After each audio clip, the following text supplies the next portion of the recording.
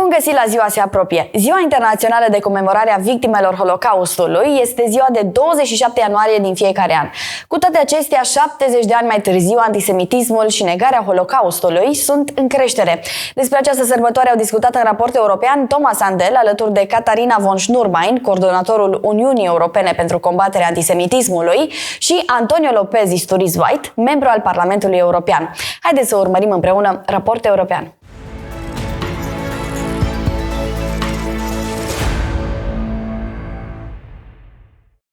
January 27 marks the International Holocaust Remembrance Day. It was on this day in 1945 that the Auschwitz-Birkenau concentration camps were liberated. This marked the beginning of the end of the Nazi regime and their plan to annihilate European Jewry. Still, 70 years later, anti-Semitism and Holocaust denial is on the rise. Conspiracy theories where Jews are being blamed for all the sickness and problems in the world are flourishing. How is this possible? Together with us in the studio today for this special edition of the European Report, we have on my left-hand side Katharina von Schnurbein, the EU coordinator against the combat against anti-Semitism, and on my right-hand side, MEP Antonio Lopez Isturiz, who is the chair of the European Parliament delegation for relations with the State of Israel. You are both very much welcome. If I start with you, Katharina von Schnurbein, you were appointed the first ever EU coordinator in the combat against anti-Semitism in December 2015, if I remember correctly. 7 years on, are you content with what you see in society as it relates to anti-Semitism? Or if I put it another way, what have been the main achievements and what are still the main challenges? So if we start with the upside, with the achievements, I believe what we see is a significant increase of political commitment and of political willingness to address anti-Semitism, to roll it back and to ensure that Jews can have a future for themselves here in Europe. This is definitely significant progress.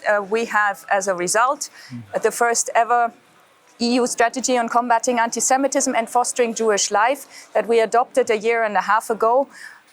And it's the first region, Europe is the first region to have such a strategy with exactly these aims. As a consequence, we have asked the member states also to have national strategies, and they agreed by unanimity in March of last year to have national strategies that will address, like our strategy, anti-Semitism online, that will ensure that Holocaust remembrance remains meaningful, that will ensure also that Jews can go about their lives in line with their religious and cultural traditions. And I believe it is important to see that with regards to the structures that are being put in place, there is progress, which means also in the field of education, in the field of training for law enforcement authorities. You know, we see that progress. On the other side, the challenges that you already alluded to with a pandemic, with a war, with inflation, with energy crisis, climate crisis, but also with an aggressor on Ukraine that has used Holocaust and distorted the Holocaust as part of the propaganda, the challenges are beyond such a strategy. And I think we have to, ensure that while we see that those challenges and we work on across the political level to addressing those, we continue to make sure that the specific actions that we can put in place with regards to anti-Semitism are solid and create a reaction of the systems and not just of individual people. Thank you. So not quite ready to go into retirement or quit your job. Well, I'm working at the abolishment of my job. Yes. Okay, thank you. Thank you so much. And Mr. Lopez Isturiz, you are the chair, as I mentioned, of the very important European Parliament delegation for relations with the State of Israel. It has been said many times and often on January 27th that if there had been such a state, already in 1938, millions of Jews may be alive today. So there is a special responsibility from the world community when we said never again to support and stand up also for the Jewish state. Do you see that the European Union is living up to this commitment, or is there still room for improvement? Of course, there is always room for improvement in this very delicate matter. I have witnessed the progress that, for example, the European Commission has made under the presidency of Jean-Claude Juncker, two dear friends, and Ursula von der Leyen, the creation of, all the anti-Semitism, coordination that Mrs. von Scheuben is leading. I mean, this is fundamental for all of us, coordinating, with all the other areas of the Commission and also with us in the Parliament in this fight against Semitism. Several topics were already related and they are very important, which is security, education, follow-up, always research. That is something that we always have to do. With what aim? I want Jews to stay in Europe. I would dare to say, not to go to Israel, I want them to stay in Europe. And we have to create the atmosphere of protection here in Europe for them.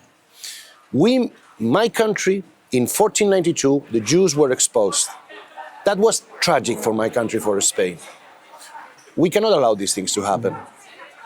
We have to give this atmosphere. So they stay with us. They always contribute. The roots of this European Union have Jewish roots. So I would say, you told me, are you satisfied? No, you are never satisfied because you always see anti-Semitism wording, expressions and actions inside this European Union, and we have to keep on fighting. It reminds me of European civil servant from your country, that is Spain. I should mention that in the program as well.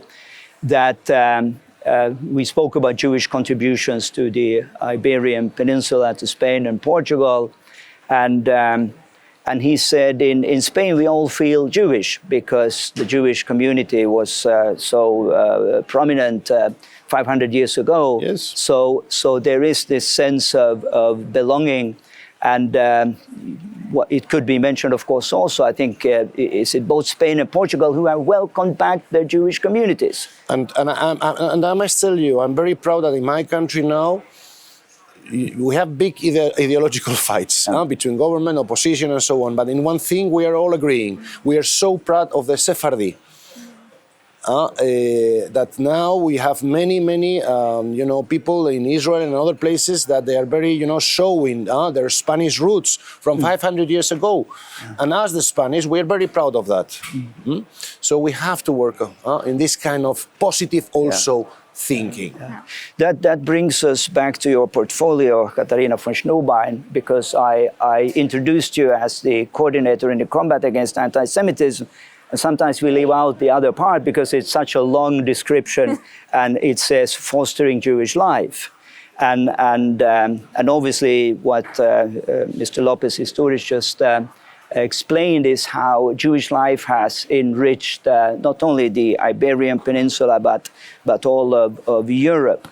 Would you have anything to elaborate on the second part of your job description? Because we so often get focused on the negative, combating something, but there's also the positive narrative, the positive side. How can we foster Jewish culture in Europe, and how can we create an atmosphere, as you rightly said, that Jews will feel at home in Europe? Yes, in fact, fostering Jewish life is the heart of this strategy that we have adopted. We say very clearly Jews must be able to go about their lives in line with their religious and cultural traditions. This means in very concrete terms that when, for example, as we have seen, kosher slaughtering is being banned in a country, this has a direct effect on the Jewish community. And we called a meeting in October at the European Commission where we brought together Jewish and Muslim community representatives, because it concerns also the Muslims, to listen to them what impact such bans have on their lives, on their communities. And it's not primarily the access to meat, because you can import and you can find other ways of obtaining meat. It is really the ostracization that happens with these bans, as putting Jews in a corner where they are seen as backwards and as medieval. And this is, in my view, very problematic, because these side effects must be taken into account. If you read the strategy, I sometimes say you should read it like a Hebrew book. You open it from the other side. And then the first sentence is, Europe can only flourish if its Jewish communities flourish too. And I think there is this direct link, and we've always seen when Jews felt like they had to leave a place because there was persecution or pogroms or shrinking space for them to live their lives, it was always bad for that place, for Europe. And so this is why I fully agree with MEP Lopez Asturias to make sure we want to see that Jews see a future for themselves, their children, and their children's children here in Europe. Maybe I should take the opportunity to commend the European Union for not only the work that is being done here in Brussels, but as the strategy also has a global dimension now. And I could mention here in the program that just before Christmas we had this amazing event together with the European delegation to the United Nations, where we were looking at the novel of Theodor Herzl, Alt Neuland, going back 120 years. And it was interesting to see how such a diverse group of people could find so much of inspiration, even for today's world. So kudos to the European Union for promoting Jewish life. But if I come back to you, Lopez Isturiz, what is the European Parliament doing concretely? The Commission, of course, have a coordinator. How would you describe the work that goes on in this chamber to combat anti-Semitism and to foster Jewish life? First of all, I'm very lucky because I have a very good delegation for relations with Israel. Is by far recognized by the system as one of the most active delegations in the European Parliament. We regularly meet every month, and there are several times where we speak about anti-Semitism. And I have to tell you that I am very proud that from very different political groupings, we have a group of very active members that are the core of this, work that is being done. But it's very sometimes an equal fight, because there is a lot of anti-Semitic rhetoric in many of the amendments and initiatives in this European Parliament. So it's a tough work to control, sometimes in reports that have nothing to do, you find out this resentment, this aggressiveness of certain members and political groups against Israel or the Jewish community. But we do not renounce, this is a democracy. Democratically, we will beat them. This parliament also, every year in the plenary, has a Remembrance Day. In 2 weeks we will have it, always in the plenary, not in a commission or in a dark hallway, no, always publicly in our plenary session when all the members are there.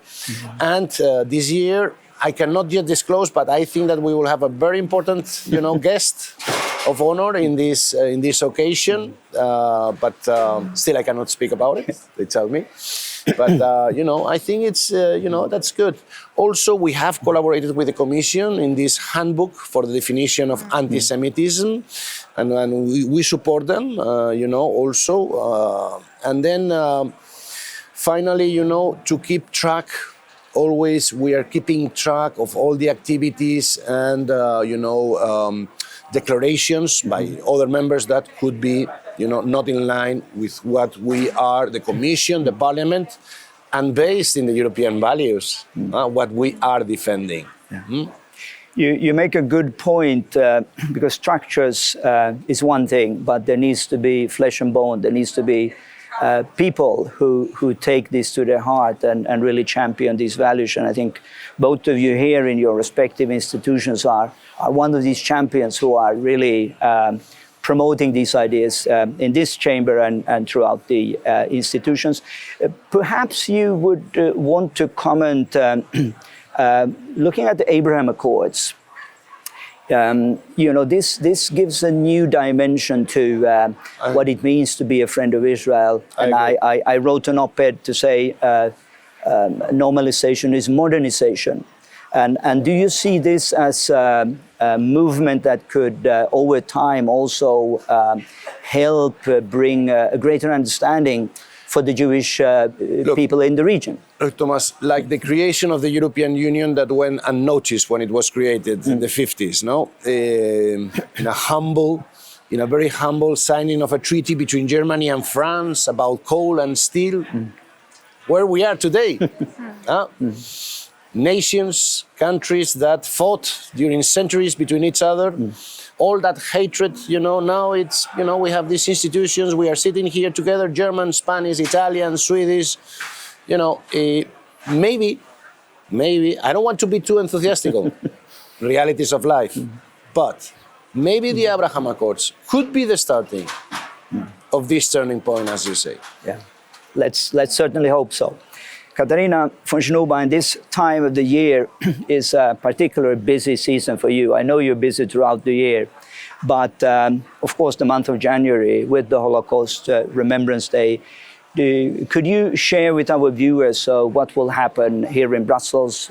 What are the plans where you are involved in these coming weeks? Yes, sure, with pleasure. Before, I would like to point out, though, that the United Arab Emirates have recently started to put education on the Holocaust into their curricula. Yeah. So we see very concrete progress that is coming already out of these Abraham Accords. And the EU, as you mentioned before, has an external dimension in this strategy. And in that context also, of course, Israel is seen as a key partner together with our other partner countries. With regards to Holocaust commemoration, maybe I should say there is, it goes in a wider flow of things. We have less survivors among us increasingly. We have more diverse societies with people coming into our societies as refugees or as migrants with their own genocide experience and their and human rights violations that they have experienced. And we have also a situation where in some countries, also of the EU, the people during the Second World War were victims of Nazi occupation, but at the same time collaborated with the Nazis that, of course, initiated the Holocaust, they implemented the Holocaust, they created the structures, but there was this these local helpers that made it possible for this to become a European tragedy. And I believe that we are at a stage where we need to think about how, on a European level, we are creating a narrative that reflects the European dimension of the Shoah in a new way, with all these challenges that we face. what we want to do very concretely now on the 23rd of January is to host, and that's also first, a conference by the European Commission together with the Swedish EU presidency and the Swedish presidency of the International Holocaust Remembrance Alliance that coincides at the moment, and a lot of Jewish partner organizations here in Brussels to look at remembering the past, shaping the future. How can we use places where the Holocaust happened and make sure that remembrance continues locally? Because in the end, it happened locally, and these places need to be shown. So we are going to launch, as part of this conference, a consultation process where we want across the EU encourage also smaller initiatives. In many cases, organizations have worked for years and years, to show that this deportation site or this house where a Jew was hidden has a little room where there is a commemoration or something. So we want to make sure that across Europe we create a network and make these places more visible in the next year. The strategy runs until 2030, and this is one of the almost 100 initiatives that we are launching. This is perhaps a good opportunity to share what we will do as European Coalition for Israel. So the weeks leading up to the Holocaust Remembrance Day, we will have a lot of resources on our website. We're planning a webinar especially aimed at young people, those under 20, that's how we define young, to see how we can make Holocaust education relevant for this category of people. So you can find more resources on our website, ec4i.org. Last question, it's a philosophical question. It could take us hours and hours to dwell on it, but we'll make it very short. I'll start with you, Mr. Lopez-Isturiz. Can anti-Semitism be defeated once and for all? If we do our work, yes. Look, I was looking today at a newspaper about the news from the United Kingdom. No, could be any European country. Huh? There was last week this member of the British Parliament that he made a tweet comparing the vaccines of COVID with Holocaust. He has been punished. He's a Tory, he has been punished by the party, he has been taken out of his whip. But do you know why the reason was?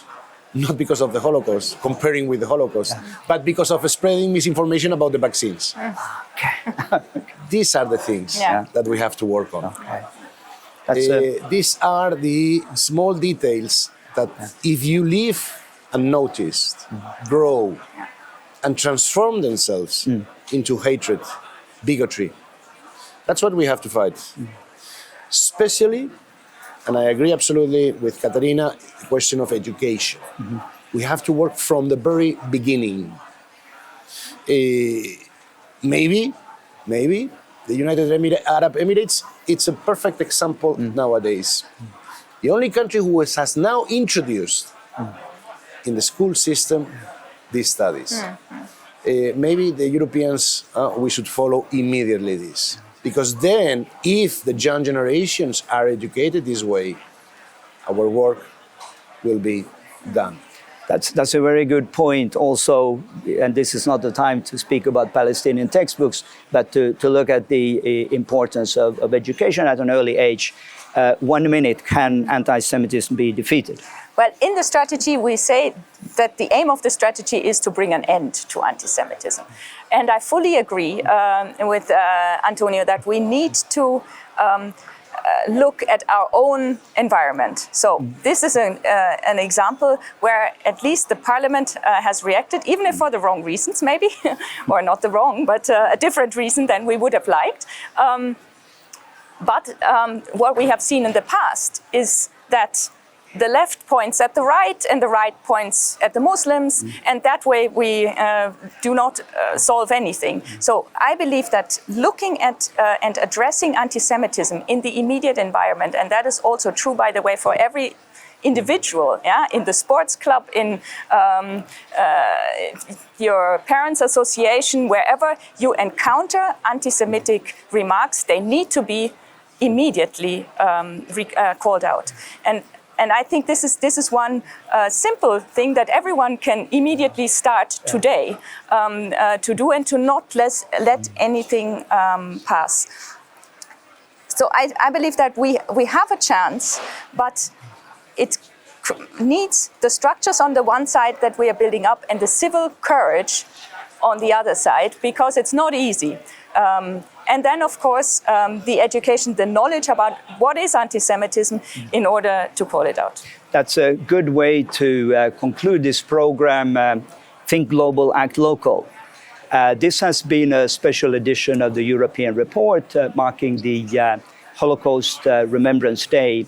My name is Thomas Sandell, and we will see you again next month.